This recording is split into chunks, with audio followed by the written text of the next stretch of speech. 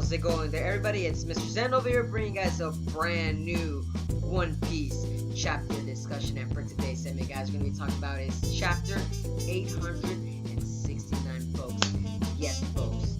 An amazing freaking chapter. I, for the love of God, am loving Oda because he is slapping all the One Piece theorists out there every single week. Every single week, folks. I am not lying to you that I personally am kind of in shock, but I adore the way that Oda does his story because all these twists and turns we're expecting to see in future chapters, that Oda is listening to the One Piece community, that he's saying, hold my beer, let me do it how I want to do it, not how you guys want to do it. Because Oda definitely took me by surprise in this chapter, folks. Damn, this chapter was definitely beautiful, folks. Very, very beautiful. So we start off the chapter, folks, of course, from the previous chapter, where Al Capone is in his Big Daddy form, a huge castle, taking up arms. And I'm here like, damn, that is freaking bad. Like, that is so sick, folks. That I am loving Capone as a character. I am loving Capone as a character because of the fact that the way that his Devil Fruit ability, I always thought it was more of like a very less weakened version of a lot of the Devil Fruit abilities out there. But no, mad respect for Capone that seeing a fortress develop in the middle of the Tea Party is something to be respected and be like, okay, the best defense is a strong offense, and Capone, we're holding to you. Because in this chapter, we see that Capone's actually turning into his Devil Fruit ability, a castle, and the castle no Mi, which is basically a giant castle. And the thing is that then Luffy and the Ko and all the others then have to run inside Capone's castle in order to actually escape from Big Mom's actual pirate crew. And my God, I feel so sorry for that alliance that Luffy had with everybody there, because the fact that we see Daifuku, we see Oven, Katakuri, Smoothie, Perospero, they're all freaking trying to kill the Alliance. And I'm just like I'm the lost for words. Like, holy cow, Oda, how are you gonna get them out of here? How? Like, you're putting them in such a predicament that it's leaving the Straw Hats like in a state where they have to have help. They need help. And for Pete's sakes, they're fighting against Big Mom herself. And the thing that makes it very interesting that I was looking at was the fact that the tomato tato box, or how you pronounce it, the box that the Luffy gave to Big Mom, it is just sidetracked because we see one of the underworld brokers actually get the box and drops it in the middle of the Tea Party. So okay, that theory's out, that we're gonna use that box itself to actually use it into their own advantage. But no, they don't. They really freaking don't. That's what made it very funny, because now we gotta think, okay, if they don't, what Oda could possibly do is the fact that he can actually, how do I say this, use that box in a manner that we weren't actually expecting. And that is because of the fact that we see that all the Vincicles and Luffy and Ko and the Alliance, they're all trapped inside, you can say, Capone Bege. But since they're trapped in there, what could happen is, this is my personal theory, is that the tomato box could actually explode once it falls, of course. And if it explodes, then maybe the structure of the tower itself that's on the party itself could not collapse, but the ground can weaken. And from then, this is my theory, maybe the Sun Pirates and the Germa 66 army can come in and actually destroy the base of the tower. That way the tower can crumble one bit by bit by bit.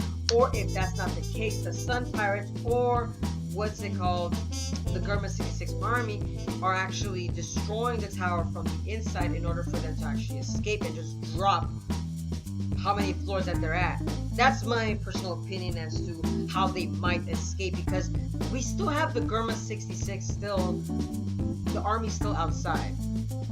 If another army happens to come in, which God forbids, like, oh my God, I personally wouldn't know what army would actually still come in and help the Straw Hats in this certain time of need. That, like, honestly, seeing Zoro or any of the other, like, giants or anybody in charge would be just shocking, and that would be actually very kind of also awkward in a sense to actually throw them in there, because they just came out of nowhere, unless it's maybe somebody that Big Mom actually invited, like, oh, I don't know, Buggy. But knowing him, how would that work out, as he actually might be the one to actually say, oh, let me take off Luffy's head as well. So no, that really couldn't really work. So like I said, all that stuff is the Garment 66 army that's still on the side. That's my perspective, that actually they're the only ones that are capable of helping out. Yes. I don't know how Oda's gonna do it, but he's gonna have to do it in some way. But there's another reason too that I personally think as well, that's not also the Tamatato box, and it's the fact that Luffy and Co, what they can do is they can distract Big Mom with Capone, and while they're distracting her, maybe they find the no. Sorry, they're screwed. Honestly, Oda, you really slapped us on the. You just slapped us, because all the mirrors are broken, folks.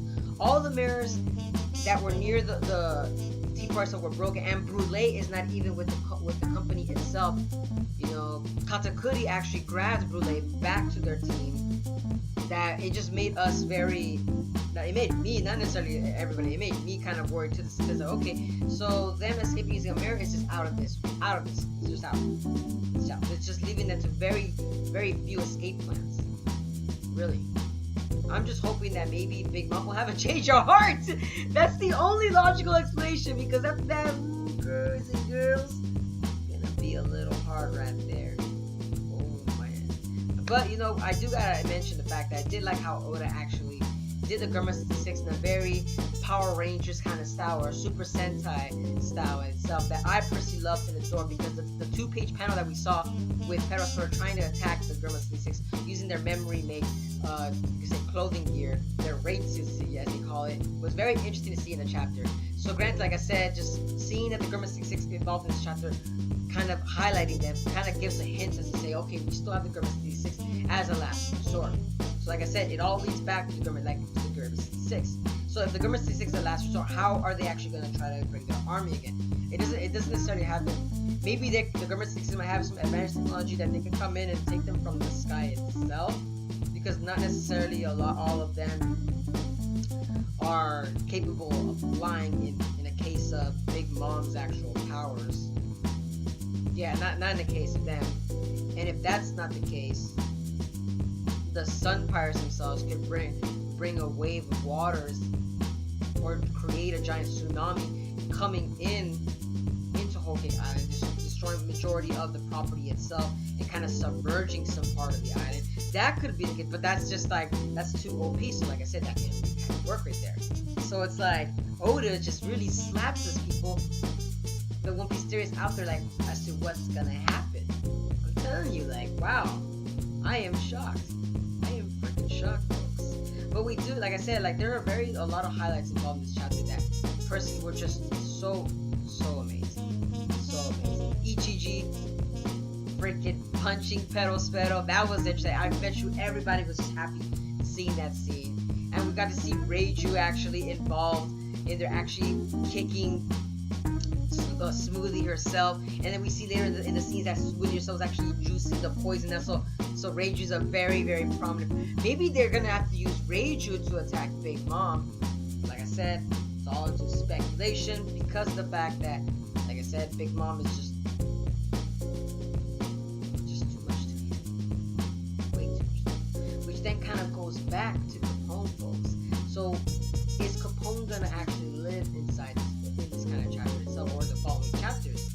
Because of the fact that, you know, Capone's level for ability kind of involves himself as, like I said, turns to Big Daddy, so that's kind of an extension of his abilities, what's in itself. So, and Big Mom is now finally got her senses, so she's now attacking the whole entire castle itself.